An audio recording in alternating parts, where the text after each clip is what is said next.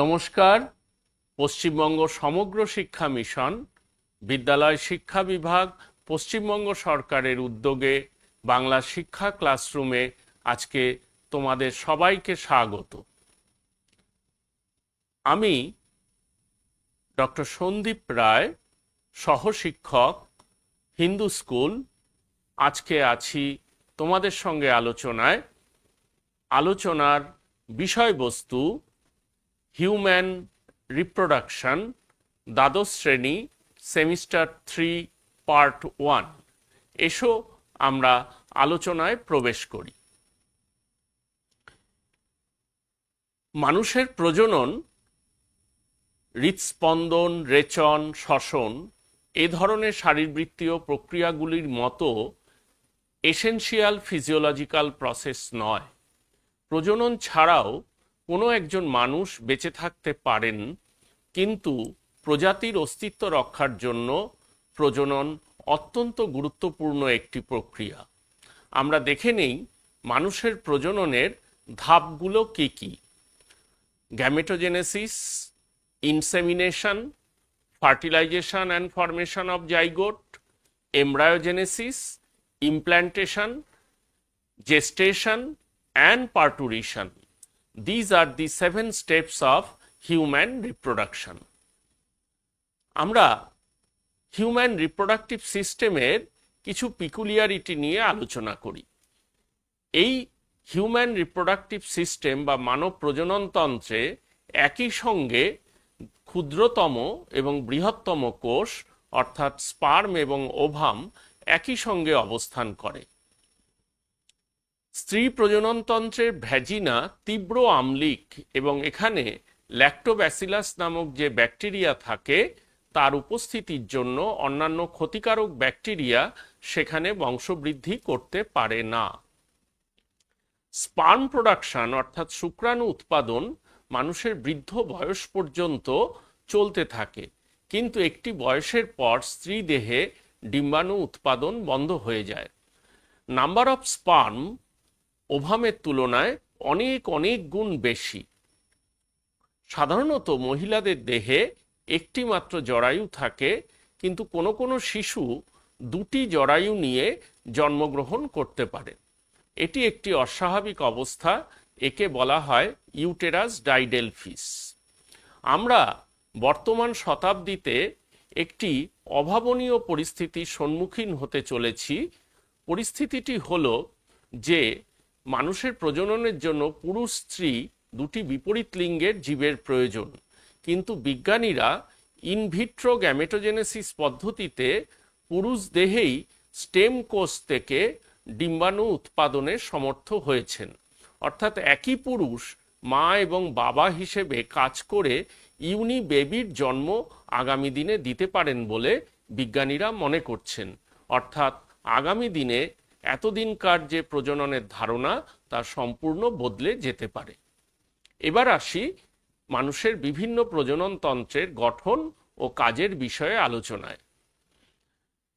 প্রথমে আসি mail reproductive system. এখানে কতগুলো বহিস্থ এবং অন্তঃস্থ অংশ থাকে। যে অন্তঃস্থ অংশগুলো থাকে তারা এই বহিস্থ অংশের সঙ্গে একসঙ্গে মিলে কাজ করে। সেখানে গ্যামেট তৈরি হয়, সেক্সুয়াল ইন্টারকোর্স হয় এবং বায়োলজিক্যাল চিলড্রেন উৎপন্ন হতে প্রধান ভূমিকা নেয়। কি করে মেল রিপ্রোডাক্টিভ সিস্টেম কাজ করে? তারা প্রধানত স্পার্ম এবং সিমেন তৈরি করে। স্পার্ম হচ্ছে মেল রিপ্রোডাক্টিভ সেল এবং তাকে নিউট্রিশন দেয় সিমেন। স্পার্ম তৈরি হওয়ার পর তাকে ফিমেল বডিতে ডিসচার্জ করতে হয় এবং এই স্পার্মের ম্যাচুরেশন ও প্রোডাকশনের জন্য মেল সেক্স হরমোন টেস্টোস্টেরনের প্রয়োজন, তাও মেল রিপ্রোডাক্টিভ সিস্টেমে উৎপন্ন হয়। এখন একটি বিষয় তোমাদের খুব ভালো করে বুঝে নেওয়া দরকার যে মেল রিপ্রোডাক্টিভ সিস্টেমের যে মেন রিপ্রোডাক্টিভ অর্গান টেস্টিস তা কিন্তু দেহের বাইরে স্ক্রোটাম নামক একটি থলির মধ্যে থাকে। স্ক্রোটামের টেম্পারেচার দেহের নর্মাল বডি টেম্পারেচারের থেকে 2 থেকে 3 ডিগ্রি কম থাকে, অর্থাৎ প্রায় 34 ডিগ্রি সেন্টিগ্রেডের কাছাকাছি।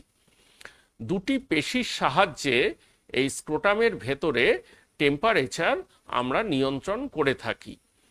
এই নির্দিষ্ট টেম্পারেচার যদি আমরা রক্ষা করতে না পারি তাহলে কিন্তু শুক্রাণু উৎপাদন ব্যাহত হতে পারে। শুক্রাণু উৎপাদন আরও নানা কাজে ব্যাহত হয়, যেমন দীর্ঘক্ষণ যদি ল্যাপটপ নিয়ে কাজ করা যায়, যারা আইটি সেক্টরে কাজ করেন তাদের ক্ষেত্রে স্পার্ম তৈরি না হওয়া এবং স্পার্ম নষ্ট হওয়ার প্রবণতা দেখা যাচ্ছে। শুক্রাশয় শুক্রাণু উৎপন্ন করার পর সেখান থেকে শুক্রাণুগুলো যে নির্দিষ্ট জায়গায় পৌঁছয় তাকে বলে রেটিটেস্টিস। রেটিটেস্টিস থেকে কতগুলো সূক্ষ্ম নালী তৈরি হয়, তাদের বলে ভাসা ইফারেন্সিয়া। এরকম 10-12টি ভাসা ইফারেন্সিয়া পরস্পর যুক্ত হয়ে এপিডিডাইমিস গঠন করে। এপিডিডাইমিস পুং প্রজননতন্ত্রের একটি অত্যন্ত গুরুত্বপূর্ণ অংশ। এখানে শুক্রাণু আসার পর ম্যাচুরেশন হয়। এই ম্যাচুরেশন না হলে সে কিন্তু নিষেক প্রক্রিয়ায় অংশগ্রহণ করতে পারে না। এপিডিডাইমিস থেকে শুক্রাণু পরবর্তীকালে ভাস ডিফারেন্স নামক একটি লম্বা পেশিবহুল নালীতে প্রবেশ করে এবং এই ভাস ডিফারেন্স ইউরেথ্রাতে পরিণত স্পার্মকে পরিবহন করে নিয়ে যায় ইজাকুলেশনের জন্য। ভাস ডিফারেন্সের পরবর্তী অংশ হলো ইজাকুলেটারি ডাক্ট, যা ইউরেথ্রার মধ্যে স্পার্মকে ইজেক্ট করে। ইউরেথ্রা তারপরে স্পার্মকে নিয়ে যায় এবং শেষ পর্যন্ত তা পেনিসের মাধ্যমে যখন আমরা ইনসেমিনেশন করি তখন স্ত্রী দেহের যোনিতে এই স্পার্মকে আমরা নিক্ষিপ্ত করে থাকি। এখন এই স্পার্ম তৈরি হওয়ার পর তার যে পরিবেশ দরকার, সে পরিবেশ তৈরি করে একটি ফ্লুইড, তাকে বলে সেমিনাল ফ্লুইড বা সিমেন। 3টি গ্রন্থি থেকে খরিত তরল এই সেমিনাল ফ্লুইড তৈরিতে সাহায্য করে। Number 1 seminal vesicle. এই সেমিনাল ভেসিকুলের মধ্যে একটি শর্করা থাকে ফ্রুক্টোজ, যা স্পার্মকে এনার্জি দেয় এবং তার মোটিলিটি বাড়িয়ে দেয়। সেমিনাল ভেসিকুলের তরলের আরেকটি গুরুত্বপূর্ণ কাজ আছে। ভ্যাজিনার মধ্যে স্পার্মকে ইজেক্ট করার পর ভ্যাজিনাল ফ্লুইড স্পার্মকে ইনভেডার হিসাবে মনে করে তাকে নষ্ট করে দিতে পারে, কিন্তু এই সেমিনাল ভেসিকুলের ফ্লুইড ভ্যাজিনাকে স্পার্মকে ইনভেডার হিসেবে ভাবতে বাধা দেয়। এরপর আসবো আমরা অত্যন্ত গুরুত্বপূর্ণ একটি গ্রন্থি, প্রস্টেট গ্রন্থি। এই প্রস্টেট গ্রন্থি থেকে যে তরল নির্গত হয় তা ইউরেথ্রার আম্লিকত্ব প্রশমিত করে, যোনির আম্লিকত্ব প্রশমিত করে এবং স্পার্মকে দীর্ঘ সময় বাঁচিয়ে রাখতে সাহায্য করে। তৃতীয় গ্রন্থিটি হলো বাল্বো ইউরেথ্রাল বা কাউপার গ্রন্থি। এই গ্রন্থির তরল ইউরেথ্রাকে লুব্রিকেট করে, অর্থাৎ পিচ্ছিল করে, যোনির আম্লিকতাকে প্রশমিত করে এবং শুক্রাণু যখন যোনির মধ্যে নিক্ষিপ্ত হয় তখন যোনির ওয়ালের গায়ে ধাক্কা খেয়ে তারা যাতে নষ্ট না হয়ে যেতে পারে তার থেকেও তাদের রক্ষা করে। সুতরাং মানবদেহের পুংজননতন্ত্রের আমরা প্রধান জননাঙ্গ পেলাম শুক্রাশয় বা টেস্টিস। শুক্রাণু বহনকারী কতগুলো নালী আছে আমরা তাদের নাম জানলাম: রেটিটেস্টিস, ভাসা ইফারেন্সিয়া, এপিডিডাইমিস, ভাস ডিফারেন্স, ইউরেথ্রা এবং দেহের বহির্জননাঙ্গ পেনিস। এবং এই শুক্রাণুর পরিণতি প্রাপ্তির জন্য প্রয়োজনীয় 3টি অত্যন্ত গুরুত্বপূর্ণ গ্রন্থি: সেমিনাল ভেসিকল, প্রস্টেট গ্ল্যান্ড এবং বাল্বো ইউরেথ্রাল বা কাউপার গ্ল্যান্ড। আমরা ইজাকুলেশন পাথওয়েকে একটি সংক্ষিপ্ত নাম দিয়ে মনে রাখার জন্য ব্যবহার করতে পারি: 7 up sperm ejaculation pathway mnemonic. S for seminiferous tubule, যেখানে শুক্রাণু উৎপন্ন হয়, সেখান থেকে ই এপিডিডাইমিসে আসে, সেখান থেকে ভি ভাস ডিফারেন্স, তারপরে ইজাকুলেটারি ডাক্ট, এন মিনস নান, তারপর ইউরেথ্রা এবং শেষ পর্যন্ত পেনিস।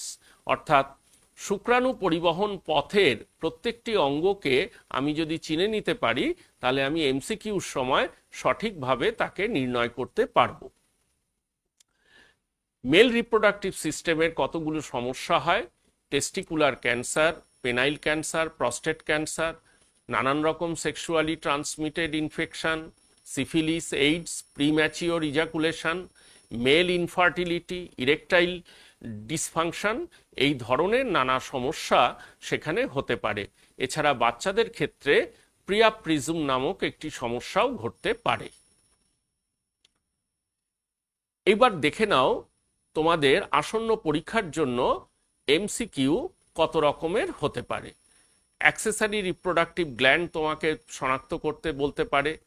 যে পথে এপিডিডাইমিস হয়ে স্ক্রোটাল স্যাকে শুক্রাশয় নেমে আসে পথপ্রদর্শক, তার নাম জানা যেতে পারে। ক্রিপ্টোকর্ডিজম অবস্থাটি বলতে কি বোঝায় তা দেখা যেতে পারে। এরকম নানান প্রশ্ন তোমার জন্য আসতে পারে এই মেল রিপ্রোডাক্টিভ সিস্টেম থেকে, সেগুলো এখানে পরপর দেওয়া আছে, তোমরা দেখে নিতে পারো। আমরা যে প্রশ্নটির কথা বলছিলাম যে কত তাপমাত্রা স্ক্রোটামে থাকলে তা শুক্রাণু উৎপাদনে সহায়তা করতে পারে, শুক্রাণু উৎপাদনের পথের সিকোয়েন্স কি হতে পারে, ছবি থেকে বিভিন্ন অঙ্গকে আমরা আইডেন্টিফাই করা শেখাতে পারি। এছাড়া অ্যাসারশন রিজন বিভিন্ন ধরনের প্রশ্ন হতে পারে, সেখানে 4টি কারেক্ট চয়েস থাকবে, তার মধ্যে তোমরা যেটি সব থেকে কাছাকাছি সেটি সিলেক্ট করতে পারো। এগুলো বিভিন্ন ধরনের অ্যাসারশন রিজন প্রশ্ন। আমরা এরপর আসি শুক্রাণু উৎপাদন প্রক্রিয়া। শুক্রাণু উৎপাদন প্রক্রিয়া শুক্রাশয়ে হয়। এতে প্রধান যে শব্দগুলো তোমাদের জানতে হবে আমরা দেখো এখানে মেনশন করে দিয়েছি: স্পার্মাটোগোনিয়াম, স্পার্মাটোসাইট, স্পার্মাটিড, সার্টোরি কোষ এবং স্পার্ম। শুক্রাণু উৎপাদন প্রক্রিয়া একটি কন্টিনিউয়াস প্রসেস, প্রায় 74 দিন সময় লাগে। শুক্রাশয়ের বাইরে যে স্তর থাকে জার্মিনাল এপিথেলিয়াম, সেখানে যে প্রাইমারি সেল থাকে তার নাম হচ্ছে স্পার্মাটোগোনিয়া। স্পার্মাটোগোনিয়া দু ধরনের, এ এবং বি। এ রিজার্ভয়ার সেল এবং স্পার্মাটোগোনিয়াম বি ডিপ্লয়েড সেল, যে সরাসরি শুক্রাণু উৎপাদন প্রক্রিয়ায় অংশগ্রহণ করে। আমরা দেখে নেই কি করে শুক্রাণু উৎপন্ন হয়।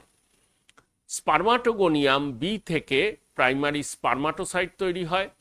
প্রাইমারি স্পার্মাটোসাইটের ক্রোমোজোম সংখ্যা তখনও 2n। তার থেকে মিওসিস প্রক্রিয়ায় 2 ধাপে সেকেন্ডারি স্পার্মাটোসাইট এবং স্পার্মাটিড তৈরি হয়। সুতরাং শুক্রাণু উৎপাদন প্রক্রিয়াকে 3টি ধাপে আমরা ভাগ করতে পারি। স্পার্মাটোগোনিয়া থেকে প্রাইমারি স্পার্মাটোসাইট, একে বলবো স্পার্মাটোসাইটোজেনেসিস। প্রাইমারি স্পার্মাটোসাইট থেকে স্পার্মাটিড, একে বলবো মিওসিস। স্পার্মাটিড থেকে স্পার্ম সেল প্রোডাকশন, এটি সেলুলার ডিফারেন্সিয়েশন প্রসেস, কোনো ডিভিশন প্রসেস নয়। অর্থাৎ কোষের এক একটি অঙ্গাণু স্পার্মের এক একটি গঠনে রূপান্তরিত হয়। যেমন গলগি বডি থেকে অ্যাক্রোজোম তৈরি হয়, নিউক্লিয়াসের কন্ডেনসেশন হয়, সাইটোপ্লাজম অতিরিক্ত সার্টোলি সেল খেয়ে ফেলে এবং মাইটোকন্ড্রিয়াগুলো পরস্পর যুক্ত হয়ে মাইটোকন্ড্রিয়াল শীট গঠন করে এবং সেন্ট্রিওল বিভাজিত হয়ে প্রক্সিমাল ও ডিস্টাল সেন্ট্রিওল গঠন করে। এগুলো হলো স্পার্মাটোজেনেসিস সংক্রান্ত এমসিকিউ, অর্থাৎ স্পার্মাটোজেনেসিসে যে সেলগুলো তৈরি হয় তার কারেক্ট সিকোয়েন্স কি হতে পারে। অ্যাসারশন রিজন এখানেও আমরা অন্তর্ভুক্ত করেছি। এরপর আসবো আমরা ফিমেল রিপ্রোডাক্টিভ সিস্টেমে। ফিমেল রিপ্রোডাক্টিভ সিস্টেমের গঠন মেল রিপ্রোডাক্টিভ সিস্টেমের তুলনায় একটু জটিল, কারণ এখানেই ভবিষ্যতের ভ্রূণ নিজেকে পরিণত করবে এবং জন্মলাভের জন্য প্রস্তুতি নেবে। মেজর ফিমেল রিপ্রোডাক্টিভ অর্গান হলো ওভারি। ওভাম কন্ডাক্টিং ডাক্টের মধ্যে আছে 3টি অংশ: ফ্যালোপিয়ান টিউব, ইউটেরাস এবং ভ্যাজিনা। আমরা ফিমেল রিপ্রোডাক্টিভ সিস্টেমের ফাংশন একটি নির্দিষ্ট বয়সের পর শুরু হয়, অর্থাৎ পিউবার্টিতে পৌঁছলে ডিম্বাণু উৎপাদনের জন্য একটি চক্রাকার প্রক্রিয়া চলতে থাকে।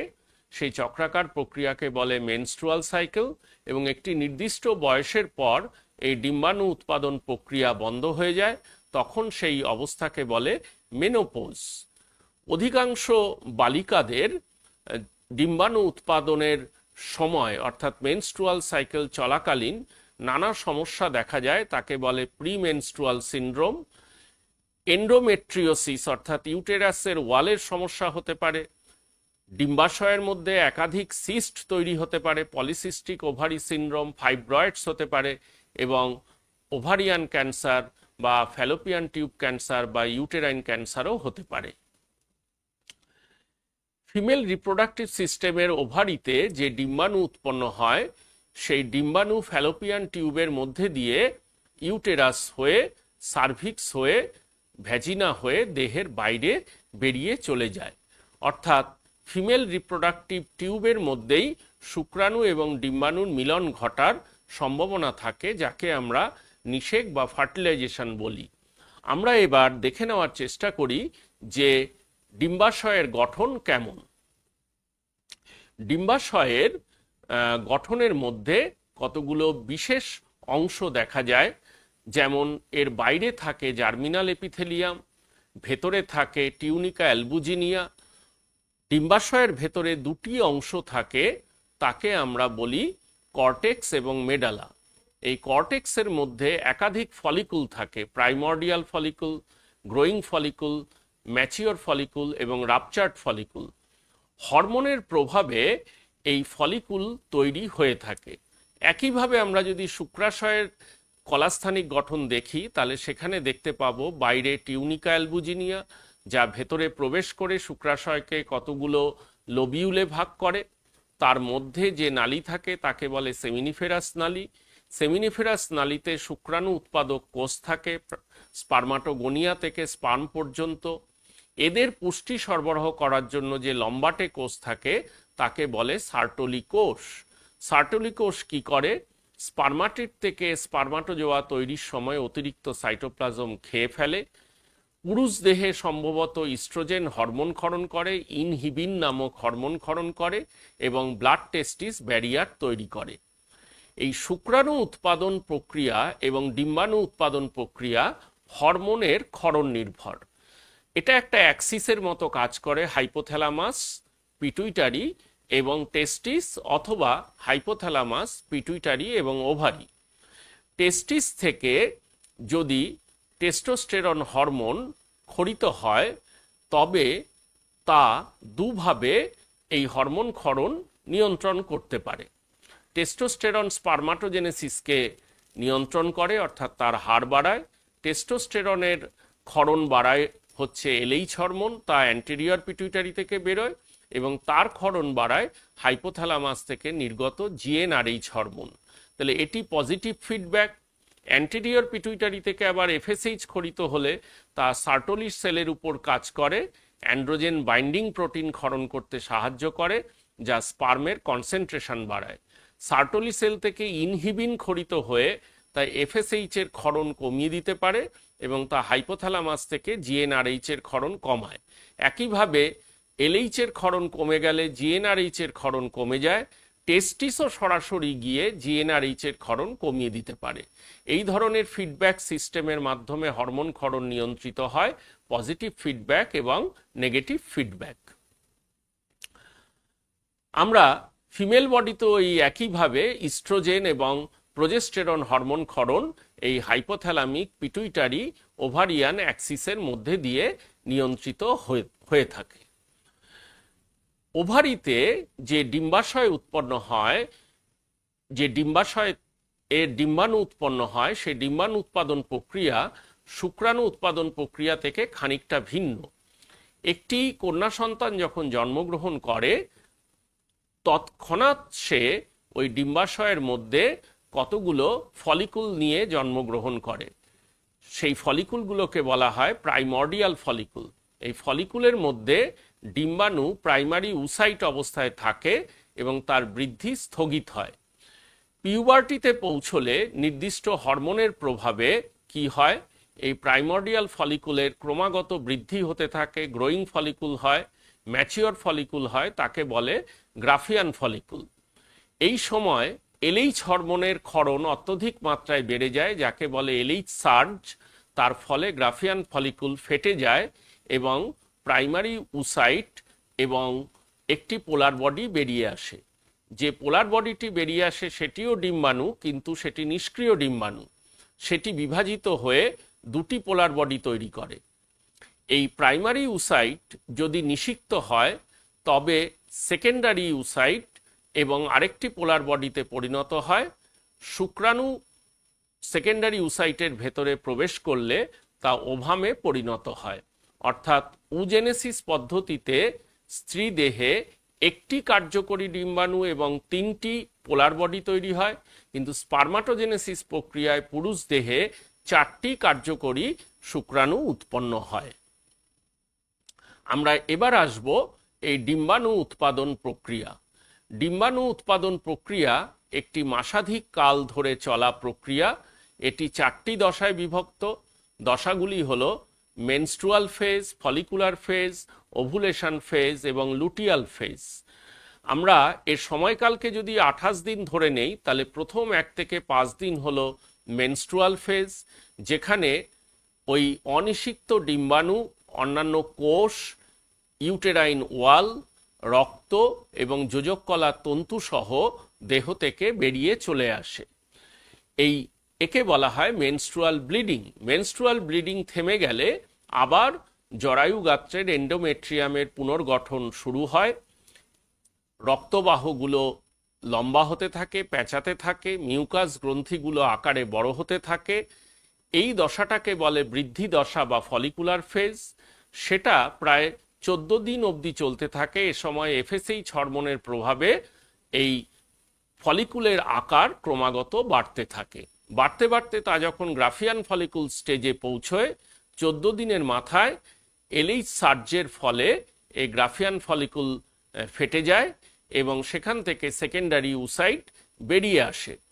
সেকেন্ডারি উসাইট বেরিয়ে আসার পর যে রাপচার্ড ফলিকুল বা বিদীর্ণ ডিম্বথলি থাকে তা একটি অস্থায়ী অন্তঃক্ষরা গ্রন্থিতে পরিণত হয়, তাকে বলে কর্পাস লুটিয়াম। এটি 15 থেকে 28 দিন পর্যন্ত স্থায়ী হয় ও দশাটি লুটিয়াল ফেজ নামে পরিচিত। কর্পাস লুটিয়াম যদি নিষেক না ঘটে তবে ক্রমাগত আকারে ক্ষয়ে যায়, তাকে বলে কর্পাস লুটিয়াম স্পুরিয়াম। যদি নিষেক হয় তবে এটি দীর্ঘস্থায়ী হয়, তাকে বলে কর্পাস লুটিয়াম ভেরাম।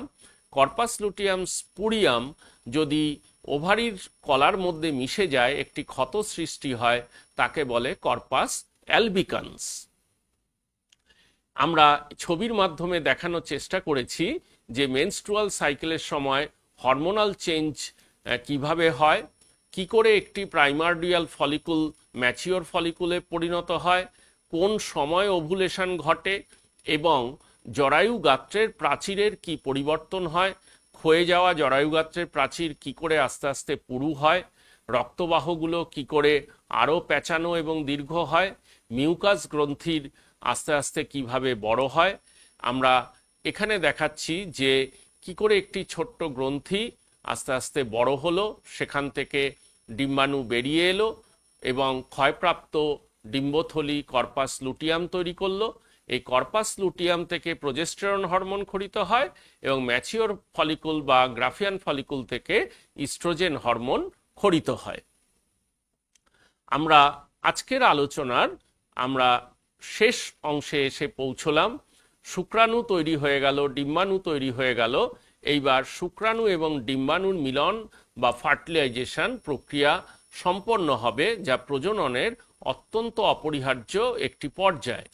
এখানে কি হয়, শুক্রাণুকে যখন পেনিসের মাধ্যমে স্ত্রীদেহের ভ্যাজিনাতে আমরা নিক্ষিপ্ত করি তখন কি হয়, শুক্রাণুগুলো চলতে শুরু করে। এই শুক্রাণুর চলনে ইউটেরাইন ওয়ালের মাসল গুরুত্বপূর্ণ ভূমিকা গ্রহণ করে। ফ্যালোপিয়ান নালীর একটি নির্দিষ্ট অংশ আছে অ্যাম্পুলা, সেখানে শুক্রাণুর সঙ্গে গৌণ উসাইটের সাক্ষাৎ হয়। অর্থাৎ ফার্টিলাইজেশনের প্রথম ধাপ হলো শুক্রাণু এবং ডিম্বাণুর সাক্ষাৎ। সাক্ষাতের পর কি হয়, শুক্রাণু ডিম্বাণুকে নিষিক্ত করার ক্ষমতা অর্জন করে, তাকে আমরা বলি ক্যাপাসিটেশন।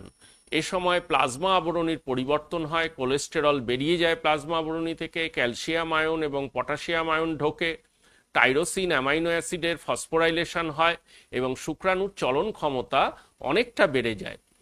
ক্যাপাসিটেশন হওয়ার পর শুক্রাণু কি করে, ডিম্বাণুর বা গৌণ উসাইটের চারিদিকে থাকা যে ফলিকুলার কোষ কিউমিউলাস উফোরাস বা করোনা রেডিয়াটা তার কোষগুলোর ভেতরে থাকা একটি বিশেষ রাসায়নিক পদার্থ হায়ালুরোনিক অ্যাসিডকে ধ্বংস করতে থাকে এবং শুক্রাণুর দল ক্রমশ ডিম্বাণুর দিকে অগ্রবর্তী হয়। সর্বাপেক্ষা কার্যকরী যে শুক্রাণু, যেটি ডিম্বাণুকে নিষিক্ত করতে সক্ষম, তার মাথায় থাকা যে অ্যাক্রোজোম টুপি আছে তার ভেতর নানা উৎসেচক থাকে, হায়ালুরোনিডেজ, নিউরামিনিডেজ এবং স্পার্ম লাইসিন। এর সাহায্যে এরা কি করে, গৌণ উসাইটের বাইরে থাকা অকোষীয় স্তর জোনা পেলুসিডাকে বিদীর্ণ করতে সমর্থ হয়। একে বলে অ্যাক্রোজোম বিক্রিয়া। যখন শুক্রাণু নিউক্লিয়াস গৌণ উসাইটের ভেতর প্রবেশ করে তখন পলিস্পার্মি প্রিভেন্ট করা প্রয়োজন, অর্থাৎ বাকি স্পার্মগুলো যাতে ডিম্বাণুর ভেতরে প্রবেশ করতে না পারে। তখন কি হয়, ডিম্বাণুর প্লাজমা আবরণীর নিচে যে গলগি অ্যাপারেটাস থাকে সেখান থেকে দানাদার বস্তু, কর্টিক্যাল দানা, সেটি কি করে ডিম্বাণুর প্লাজমা পর্দা ভেদ করে পেরিভাইটেলাইন স্পেস এ চলে যায় এবং জোনা পেলুসিডার যে যে জায়গাগুলোতে ক্ষত হয়েছিল, অর্থাৎ কার্যকরী শুক্রাণু যে পথে এসছিল, সেই ক্ষত স্থানগুলো নিরাময় করার চেষ্টা করে এবং নিরাময় হয়ে গেলে সেটি আবার একটি সিমেন্টিং সাবস্ট্যান্সের মতো কাজ করে এবং পলিস্পার্মিতে বাধা দেয়। পলিস্পার্মি যখন বাধাপ্রাপ্ত হয়ে যায় তখন ডিম্বাণুর অভ্যন্তরে শুক্রাণু নিউক্লিয়াস এবং ডিম্বাণু নিউক্লিয়াসের পারস্পরিক মিলন ঘটে, যা অ্যাম্ফিমিক্সিস নামে পরিচিত। এই 5টি ধাপের মাধ্যমে আমাদের নিষেক প্রক্রিয়া সম্পন্ন হয়। এখানে দেখানো হয়েছে যে কিভাবে ডিম্বাণু উৎপন্ন হচ্ছে, ডিম্বাণুর সঙ্গে শুক্রাণুর মিলন কোন স্থানে হচ্ছে, শুক্রাণুগুলো কিভাবে ডিম্বাণুর অভ্যন্তরে প্রবেশ করে এবং কি করে নিষেক প্রক্রিয়ার ধাপগুলি পরপর সংগঠিত হতে থাকে। আমরা এরপর দেখে নেব যে এই সংক্রান্ত কি কি প্রশ্ন হতে পারে। সেমিনিফেরাস নালিকার কোষ সংক্রান্ত হতে পারে, রজতচক্র সম্পর্কিত প্রশ্ন তোমাদের জন্য থাকতে পারে, তোমাদের জন্য আরও নানান ধরনের প্রশ্ন থাকতে পারে, যেমন ডিম্বাণুর দ্বিতীয় পরিণতি প্রাপ্তি বিভাজন কখন ঘটে, নিষেক একটা কি ধরনের পদ্ধতি, কতগুলো অঙ্গের নাম দেওয়া থাকবে, তার থেকে যেটি ওই গ্রুপের নয় সেটিকে শনাক্ত করে বিকল্পটি নির্বাচন করতে হতে পারে। ডিম্বথলির ম্যাচুরেশনের ক্ষেত্রে যেগুলো ম্যাচিওর করে না তাদের ডিম্বাণুদের ক্ষেত্রে কি পরিণতি ঘটতে পারে, সঠিক ক্রম হতে পারে। আমরা হাইপোথ্যালামাস, অগ্রপিটুইটারি এবং প্রাইমারি রিপ্রোডাক্টিভ অর্গানের হরমোন সিক্রেশনের ফিডব্যাক সংক্রান্ত প্রশ্ন হতে পারে। গ্রাফিয়ান ফলিকুলের গঠনের বিভিন্ন যে স্তরগুলো আছে তাদের সঠিক পর্যায়ক্রম সংক্রান্ত প্রশ্ন হতে পারে। এছাড়াও আরও নানান ধরনের প্রশ্ন হতে পারে, মেনস্ট্রুয়াল সাইকেল, অ্যাক্রোজোমের উৎসেচক, ফ্যালোপিয়ান নালী, শুক্রাণুর সক্ষমতা প্রাপ্তির সময় পরিবর্তন, গ্রাফিয়ান ফলিকুলের বৈশিষ্ট্য, সার্টোলি কোষের সঙ্গে শুক্রাণু উৎপাদন প্রক্রিয়ার সম্পর্ক, শুক্রাশয়ের কলাস্থানিক গঠনের বর্ণনা, লেডিক কোষের কাজ, পিউবার্টি অনসেটের কারণ, আমাদের মেনস্ট্রুয়াল সাইকেলের স্টেজগুলোর কারেক্ট সিকোয়েন্স। তোমাদের সবাইকে ধন্যবাদ। আমরা এতক্ষণ মানব প্রজননের প্রথম অংশ নিয়ে আলোচনা করলাম। তোমরা আলোচনাটি দেখতে থাকবে, প্রশ্নগুলো বাড়িতে বারবার প্র্যাকটিস করবে, তবেই তোমাদের নিশ্চিত সাফল্য অর্জিত হবে। ধন্যবাদ।